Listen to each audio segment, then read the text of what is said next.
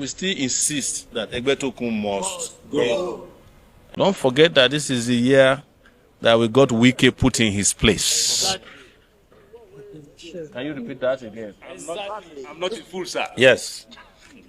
In fact, the Navy guy who confronted wouldn't have had the courage had we not done the groundwork. Very correct. So we were able to put some notorious people in their place. But the job, our goal is not to put them in their place, is to put them out of business. And we will do that in this country as soon as possible through our revolutionary. I'm willing to spend Christmas in prison. After all, I have friends in all the prisons across the country, including in Sokoto, where Nnamdi Kanu is being held unjustly. But as you know, he's the president of that prison. So I won't be surprised if he's the national president of all the prisons in the country, because they have bestowed that honor onto him as the president general of all the prisoners. He's the most important prisoner in this country today, as it is. So then when we sent the message back to the judge that we are willing to take whatever comes our way, he then sent another message that we should go and take a date, that he has a conference. So now this case will not be heard until Must go. Nigerians are saying Egbetokun must go. Thank you, guys. We just want to showcase our musical talents. After all, we are not lazy like another man. We are not lazy youths, and we are talented people in this country. And we came to court today for the Egbetokun must go case. The history of that case was that in January, I was invited by the police that they saw me filming some corrupt policemen on the way to the airport, and that I had violated the right of the police to operate freely. And when I got to the police office at the FID, it then turns out that it was more elaborate. They accused me of saying that the IG is illegal and asked me to defend it. I refused, of course, as usual, to write a statement. But I said, so the guy who was then the DIG of FID, I forgot his name now, he's retired. Okay, DIG. Yeah, at that time, yes. Galandashi. Yes, Galandashi. Retired. Galandashi also was looking for 2 years extension. But that was what ended his career in the police force, alongside others. That struggle led to the retirement of over 500 policemen who forged their age. We forced them out. And it was consequently upon that we decided to fight for the police force. Retired and serving police in what was referred to as a police protest. The first successful of its kind in Nigeria. And that's also had culminated now in a law that was passed yesterday at the Nigerian Senate, removing the police from the contributory pension scheme. It's waiting for the signature of the president, Emilokon, Pahala Blue. So, but Egbetokun was our target, and it's still our target, because his tenure was illegally extended, and that has led to one of the most terrible police force leadership in this country today. Yeah. So the insecurity you are seeing in Nigeria today is as a result of poor leadership of the police. The police primarily is in charge of internal security, not the army. Yes. But the army has now been reduced to even doing traffic work, protecting people at parties and serving rice, particularly jollof rice at parties. Yes. But that is not the job of the army. So we still insist that Egbetokun must go. And there's another charge against me over that same issue. That's coming up next week. I think 8th of next month. But with regards to this case, this was the case that Egbetokun used, conniving with the judge to seize my international passport since January. They deposited my passport, and the judge, since then, never heard the case. He would say he's going to conference. So today, he was supposed to hear 2 applications. One was for him to release my passport, so that I could at least go to the U.S. and spend the Christmas with my family. Because I've been here for a year. We got to the court, and our lawyer had another engagement. And we duly applied to the judge to stand the case down for 30 minutes. He did. When our lawyer arrived, he wouldn't come out of his chambers. And when he was told that we were waiting and was informed that we have lost confidence in him as the judge in charge in handling the case, he threatened and sent a message through his registrar that if he comes out of his chambers to come and hear the case and we tell him that he should recuse himself, he will revoke my bail. And we said, yes, we are ready for that.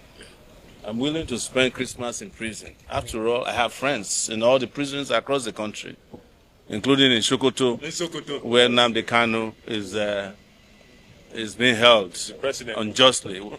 But as you know, he's the president of that prison. So I won't be surprised if he's the national president of all the prisons in the country, because they have bestowed that honor unto him as the president general of all the prisoners. He's the most important prisoner in this country today, as it is. So then when we sent a message back to the judge that we are willing to take whatever comes our way, he then sent another message that we should go and take a date, that he has a conference. So now this case will not be heard until 26th of February. 25th. 20. We'll do everything we can at this point. It's very clear that this is no longer any kind of court proceeding. It is just a strategy to keep my passport confiscated between the judge and Egbetokun, who is the illegal IGP of police. So that is the information as of today. Yesterday, the same thing was tried by a senior advocate of Nigeria who was huffing and puffing in court that I should be remanded in prison for insulting the president. So all the cases I have regarding this cybercrime has to do with insulting people who are not doing their jobs. And as I told the judge yesterday, we can never stop debating policy. Exactly. So, because these things affect our lives. As we are speaking to you today, there are nobody even know the real numbers of children who are in captivity in Niger State, abducted from a secondary school hostel. There are women, men, young, old people who are in captivity, either kidnapped by official kidnappers or bandits, which is another brand of terrorists, or the terrorists themselves. And the ones that are kidnapped even by security agencies who are holding them illegally under the guise of helping people to collect rent, or somebody insulted somebody. We have a lawmaker who uses the police in the East to send people to prison. We met some young people here yesterday who were sent to the police detention illegally for some time now by a lawmaker in Bauchi State, a senator. What's that his name again? Shehu Boba. So this is the situation of Nigeria as we speak. Everybody is oppressing anybody. And we have stated continuously that we will do everything we can to break the yoke of oppression in our lifetime and start marching our country towards liberation. When I was invited in January of 2025, if you look at my posting, I said we are on to a fantastic year. I had no idea that the year would be this great, even though I have suffered personal discomfort. But this was the same year that we got youth corpers to have their allowances increased from 33,000 to 77,000.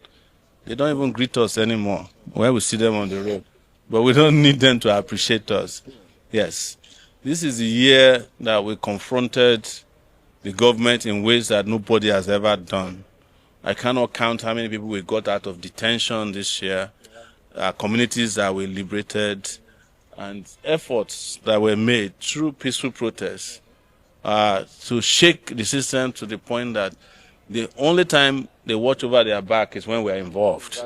So, and I must thank everybody who has come with us this far or thus far with the great job that we have done. Don't forget that this is the year that we got Wike put in his place. Can you repeat that again? I'm not in full, sir. Yes. In fact, the Navy guy who confronted wouldn't have had the courage had we not done the groundwork. Very correct. So we were able to put some notorious people in their place. But the job, our goal is not to put them in their place, is to put them out of business. And we will do that in this country as soon as possible through our revolutionary activities. It cannot be encumbered no matter how many lawsuits they bring our way. You know, we still have 2 cases, one next week. It's for arraignment. I'm sure they are working towards how to deny bail as well. Because I know in their minds, they'll be planning at how do we make sure Sowore doesn't spend Christmas at home. There's another one at Kuje prison. The magistrate that was procured to send us to prison for protesting for free Nnamdi Kanu. So when we are done, then we'll see what is left of the year. Yeah. But nothing in all this will stop the idea whose time has come. And the idea whose time has come is revolution now. A people united can never be defeated. A people united can never be defeated. A people united can never be defeated. Thank you so much. And in the midst of all this, we thank our people, the Nigerian people, for their tolerance. Nigerians can tolerate nonsense. But let the time that we are entering be the year that we'll never tolerate nonsense anymore. Because without having zero tolerance for nonsense, this country can never make progress. Never. And this is what we keep telling our people. Whether you are young, you are old, don't be in denial. If they have kidnapped your neighbor, don't say it cannot happen to you. Yes. It can happen to anybody. Exactly. As we have now found out. Because effectively, over 9 states are in the throes of kidnappers, bandits, and terrorists. 9 out of 34. They have started entering Abuja. I don't know if anybody remember a show I went on, and I was saying that the biggest terrorist camps in Nigeria now are located in Obaja now, and also in Suleja, near Suleja. And that's happening now. These terrorists are on the loose.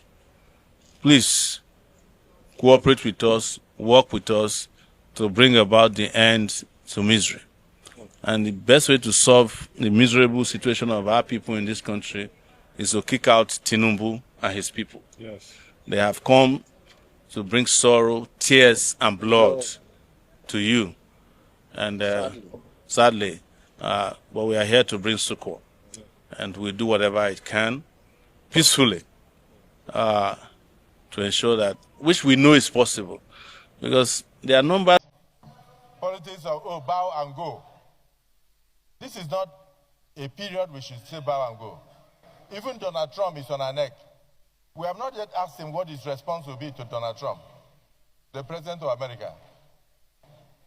He is not just anybody.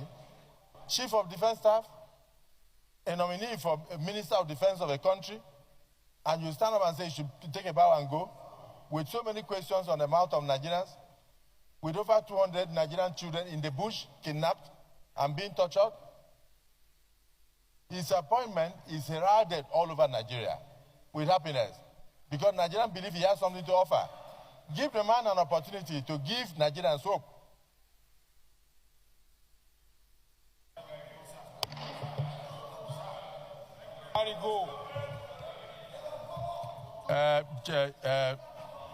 Mr. Nominee, you answer questions, but you will not give any strategic information on the strategy that you use to achieve your aims of security.